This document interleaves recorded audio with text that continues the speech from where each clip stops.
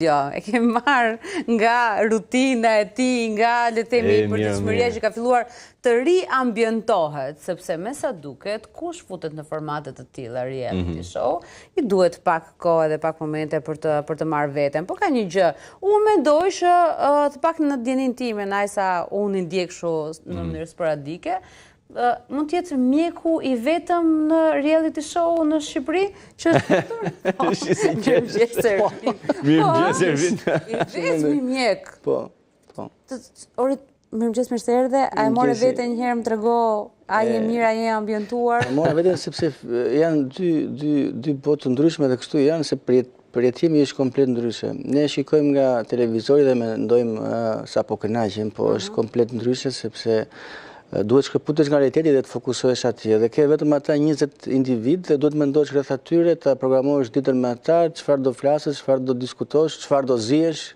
Ishte kjo e vështirë për ty duke ditur karakterin tënd? Po, ajo që kisha problemi i madh ishte ditët e para sa të ingranohesha, sepse kur veten në një ambient që loja ka filluar dhe ata janë lidhur me njëri tjetrin, të vish i ri nuk është e vështirë dhe ky ishte problemi im i parë. Nuk ishte të panjohur, pra për shembull, Rieti filloi të kritikonte për faktin që bëri një sikurse një Ilirin, ndërkohë që ishte takuar ai shumë herë. Jo, unë e takova atje dhe ne tham dhe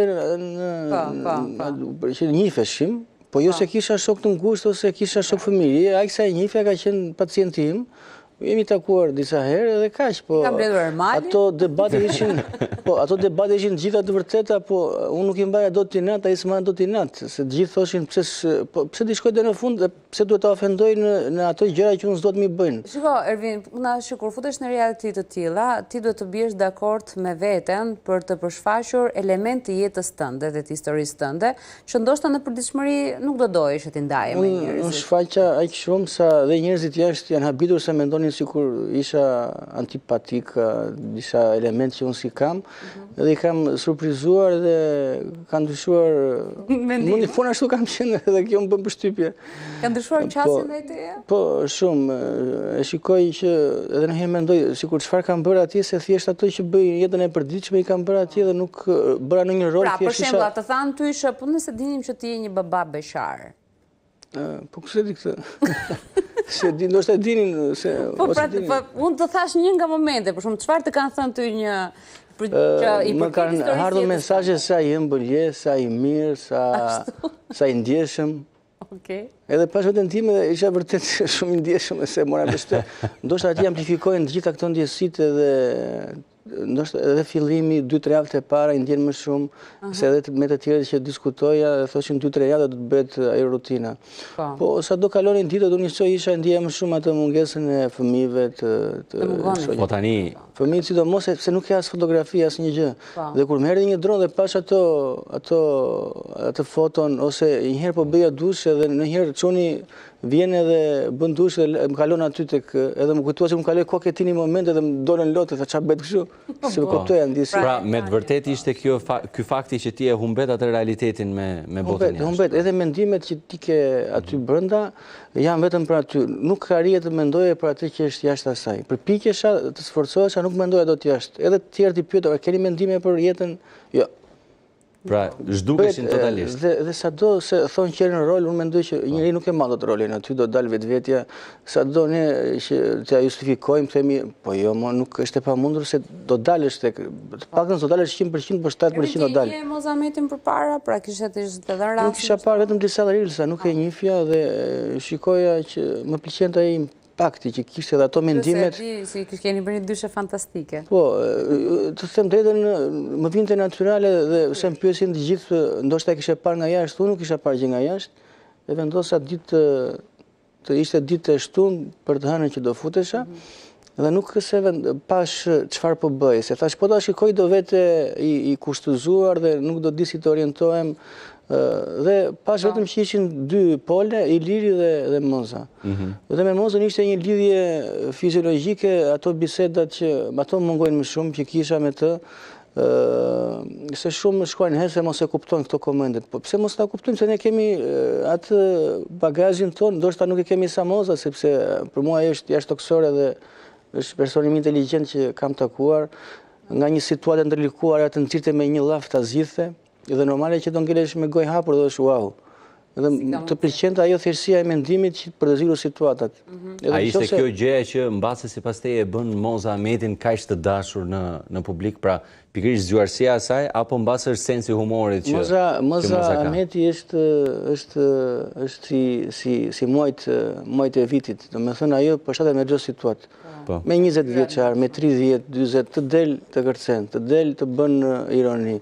Ka një energji të pashtershme dhe normale që ngelesh me gojë hapur, thua, ky njeri i bën të gjitha ngjyrat e Ylberit, hiqi kapelen, jepi atë kupën dhe të mbyllet loja. Shkojnë në shtëpi. Tani diskutojmë kot se sado përpiqen si ajo matësia mbas xhamit që të mbajnë, po nuk ke çfarë ti bësh. Unë dua të jem si ajo në atë moshë. Atë lloj filozofie në jetën, atë lloj thjeshtësie, po. Është kthyer. Dhe kur po, pa diskutim. Edhe me zi po pres kur dal që ta takoj, edhe shumë shikoj këto komentet tradhtar. Po ç'a spionova unë atje se unë aty isha 24 orë, normale do shkëputosha nga mocat një fjalë lojtarët e tjerë se. Ervin, ajo që njerëzit kanë pëlqyer te ty se si njëri e fiksuar pas komenteve për të lexuar në rrjetet sociale kryesisht, kanë parë momentin kur ti i ofrohesh pra si një profesionist, si një mjek, si një fizioterapist, Mozës për partnerin e saj, pra që ti thua që do t'i shkosh je i gatshëm që të ndihmosh me që sa i. Unë çdo gjë që kam thënë atje do ta bëj me të, do ta ndihmoj. Ti je në gjendje jo të mirë shëndetësore. E di dhe më foli edhe për patologjinë, për sëmundjen e tij, dhe ai ka nevojë gjithmonë të bëj fizioterapi.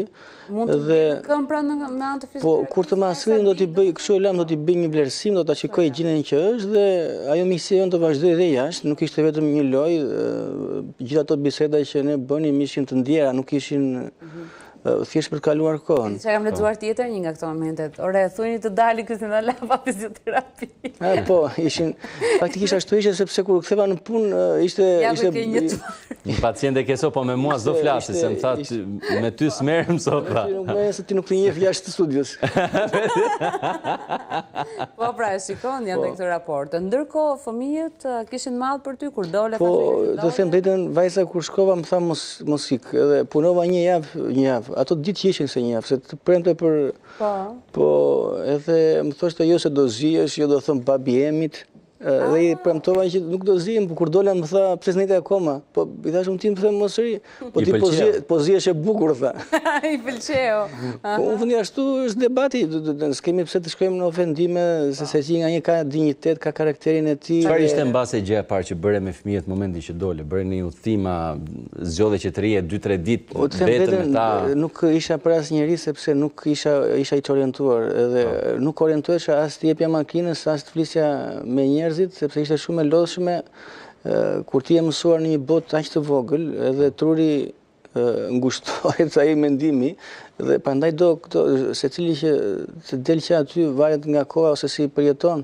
Sepse unë gjithë natën për shembull flia shumë pak dhe mendoja personazhet që kur kisha ato debatet të dija çfarë të thosha, jo të flisim kot dhe mendoja ditën ky më tha këtë shikoja pikat që të dija kur ku ta kapja. Edhe bisedat me Mozën për shembull i mendoja se në fillim nuk e njihja dhe ajo të tregon aq shumë histori sa thua është e vërtetë apo jo. Duhet të fitoj, po, të fitoj se mund të vinte edhe në lojë, se e bën atë gjë se ka kapacitetin dhe duhet të ishe vëmendshëm, prandaj ato bisedat kaluan nga sipërfaqësore dhe kaluan aq të thella. Dhe kur i shikoj tani, pas kanë qenë vërtet shumë të bukura se aty ngelesha wow, po kur i shkon nga jashtë janë dopje wow. Akoma edhe më shumë kanë impakt.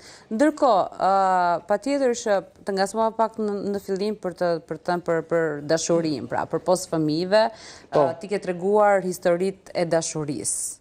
Dy në mos kapoj. Po. Tani kur e bën kështu po, tregon që mbase ke folur më shumë se ç'duhet apo e ke pasur të menduar çfarë the? Po tani ajo është jeta, s'kemi pse të kemi patjetër, po themi që bëhesh pishman për shkakun që i ke dhënë si deklaratë. Asnjëherë për jetën time ai ka qenë rrugtimi im, mirë, gabim ne duhet t'i pranojmë ato dhe duke i pranuar ndërtojmë veten që të ecim më përpara. Edhe një nga ato momentet ishte që u hodh aludimi sërish nga shoqja jote Moza. Po. që ti e dashke akoma dashurin tënde. Jo, ajo ishte... Unë krisja ma të për të marrë mendimin, por ajo kishte, para se të futesha në ferm, kishte mbaruar, kishte 6 muaj që kishte mbaruar, dhe prandaj, po, kishte mbaruar dhe ishte konsumuar dhe nuk... Mund të thuash që ti tashmë je... Unë jam të ashti vetëm me veten time. Me veten tënde. Se jam aq i lodhur dhe dua të ri me veten time. Je ti dhe vetja jote, pa e prisni një të tretë ti dhe vetja jote? Tani jo. Tani jo. Nuk dua të pres sepse do një kohë reflektimi se dil futu. Shumë kohë po. Po pra. Jo, po kështu si e the tani, doli pak keq, po. Futën në një marrëdhënie, dil nga një marrëdhënie. Po pra, po, e kuptoj. Po ai ka mënyrë djallëzore, edhe kështu që... Jo, më të shke merremi me flasë. E qartë. Por, për momentin, le themi që nuk të duhet një lloj, në thonjza, por një qoftë se vjen, po, ka shush kur vjen shkënjime, duhet të reflektosh. Duhet të reflektosh. Por gjithsesi, besoj që tani është periudha që ti vazhdon të vëzhgjem pa mendime për jashtë, zgjem me mendime për veten time, të lexoj, të bëj një sport, të fokusohem te puna dhe te fëmijët, si të bëjmë një pushim dhe te shoqëria që un kam që ata miqtë e zemrës që un kam, që janë fat që i kam, sepse jemi shumë edhe me gjithë fëmijë bëhemi rreth 35.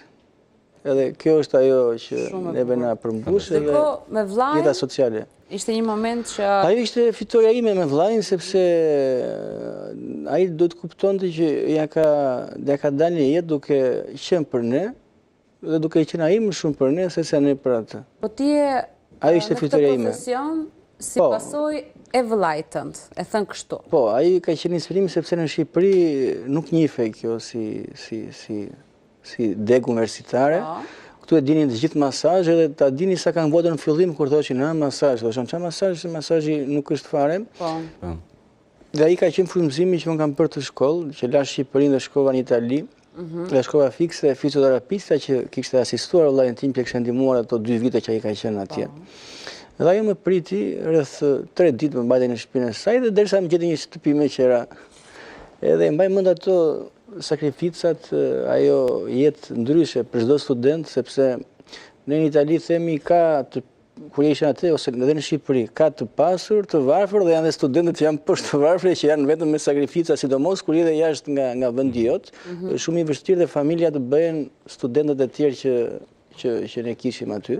Patjetër. Edhe kanë qenë sakrifica, unë i kujtoj me kënaqësi të bukura, po që më kanë ndihmuar që të formohem dhe me ato ja kam dalë jetën.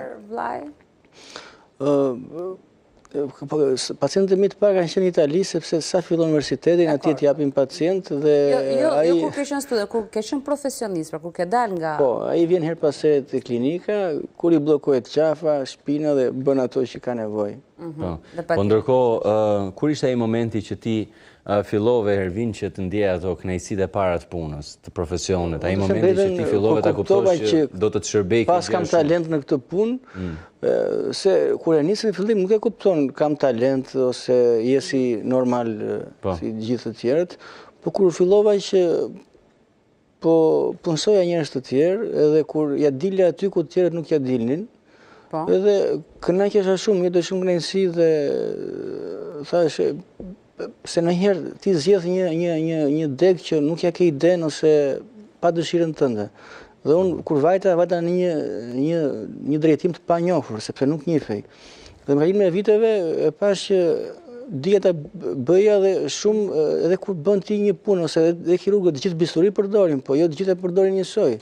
Edhe aty e kupton që arrin ku të tjerë nuk arrin dhe thua pas kam talente kjo punë, aty vërtet më japin kënaqësi kur bëj diçka që tjerë nuk e bëjnë. Kush mund të jetë ndonjë nga rastet më të suksesshme që ti krenohesh në karrierën tënde? Të them veten jam pafund edhe kur kalon shumë vite, sepse unë kam 20 vite që e bëj atë punë edhe të bëhet normalitet, po për shembull 2 raste unë i kam treguar, për shembull një vajzë që ishte rreth 17 vjeçe dhe kishte dhimbje koke të vazhdueshme.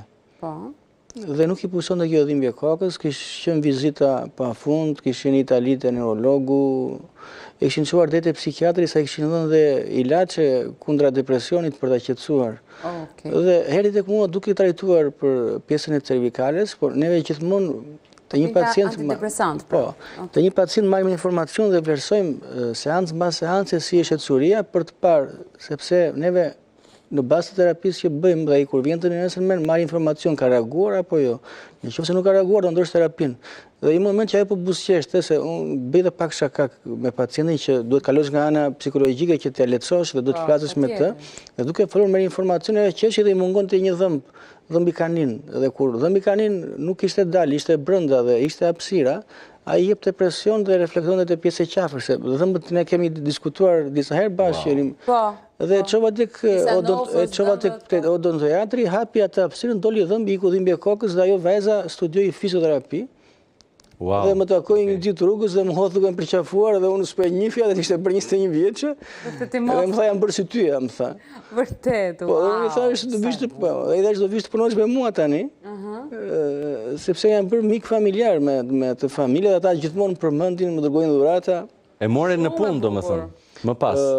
Ka ardhur për të bërë praktikë. Po. Për të bërë praktikën, fantastike. Është kaq shumë e bukur, pra nga një gjë që nuk e dinte, nuk ishte ndjenik, ishte pirë antidepresan. E njëjta gjë dhe me një djalë tjetër që ishte futbollist, edhe ai dëmtoi ligamentin e gjurit, e kputi ligamentin, u operua, nuk shkoi mirë operimi, e çova përsëri në operim sepse kirurgu I thoshte nuk ke problem nga gjuri, por neve marrim informacion gjithmonë dhe përdorim logjikën klinike. Dhe ai tani punon me mua dhe është kolegu im aty dhe është nga kolegët më të mirë që kam. Të dy raste kam që I veçoj. I ke shëruar aq mirë, sa që edhe më pas ata janë bërë kolegë. Edhe I ka punësuar. Ai është fatë mirë sepse ata e bëjnë me shumë pasion, me përgjegjshmëri. Ke gjurin ndërkohë. Ti mund të bësh një rast I tillë. Po mos e merr për. Edhe unë gjurin pa fizioterapi. Po maksimumi kështu duhet edhe një 7. Muzikë me piano kështu që hiqini YouTube-in nga bokset edhe lujun live. Ata një opsion, mund të jetë një bashkëpunëtor. Po ai mund ta marr sepse ai ka jetë. Kështu I themun ata njerëz që janë të gjallë që kanë buzëqeshjen edhe të mbushin ditën, po. Se pjesa më e madhe nuk na mungon vitaliteti. Ervin, ti e di shumë mirë që është shumë kënaqësi gjithmonë biseda me ty. Edhe në fakt thash që vazhdon të jesh brenda çuditës së madhe që të s'deshe, po që mirë për. Unë gjithmonë më pëlqen shumë sepse provoj eksperjenca, nuk I them asnjëherë jo, sepse unë isha në Filipine, sa u ktheva nga Filipinet, prandaj isha aq I nxirr që dukesha në ekran, se kisha qenë 3 javë në Filipine dhe kur u ktheva, kish kaluar një muaj dhe më isha I nxirr, dhe kur shkova aty pak dillë u bëra në atë gjendje. Është I parueshëm ai momenti. Po. I qafës. Ai momenti është epik, Mirë, faleminderit shumë. Ervin, faleminderit. Edhe herë tjera do të flasim për ato që kanë shumë nevojë shqiptare, pra për problematika. Patjetër. Ndërkohë do t'ikim pak fare në reklam.